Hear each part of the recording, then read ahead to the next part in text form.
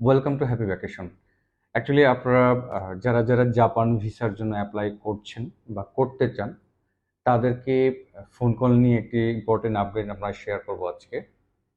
আপনারা জানেন যে জাপান যখন আপনারা অ্যাপ্লাই করেন ভিএসএফ গ্লোবাল আপনার ডকুমেন্টসগুলো জমা দেন, কারো কারো অনেক সময় এম্বাসি থেকে ফোন করে থাকে। সেই ফোন কলটা যদি আপনারা রিসিভ না করেন তাহলে সেক্ষেত্রে আপনার ভিসা না হওয়ার পসিবিলিটি বেশি।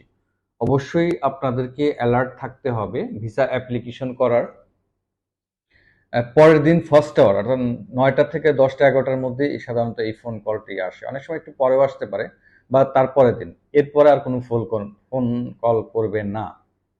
তো আপনাদের অবশ্যই অ্যালার্ট থাকতে হবে যে আপনারা ফোন কলটি রিসিভ করবেন।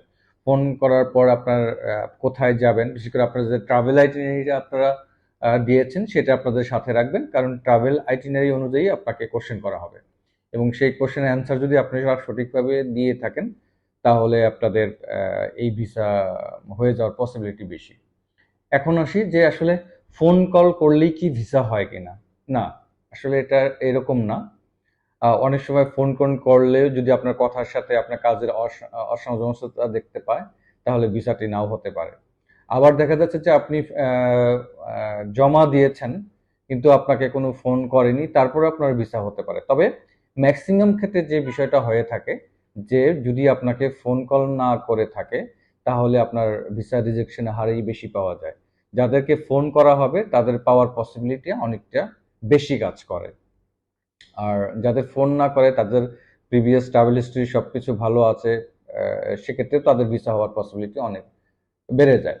তো আপনারা যারা যারা জাপানের ভিসা করতে চাচ্ছেন, এই সংক্রান্ত আরো যাবতীয় ডিটেল জানতে চাচ্ছেন, তারা আমাদের সাথে যোগাযোগ করতে পারেন। আমাদের অফিস অ্যাড্রেস হচ্ছে 1263 road number 10 avenue 2 Mirpur DSS. এছাড়া চাইলে আপনারা আমাদের ফেসবুক পেজে নক করতে পারেন অথবা স্ক্রিন দেওয়া নাম্বারে কল করতে পারেন। ধন্যবাদ, সবাই ভালো থাকবেন, হ্যাপি ভ্যাকেশনের সাথেই থাকবেন। আল্লাহ হাফেজ।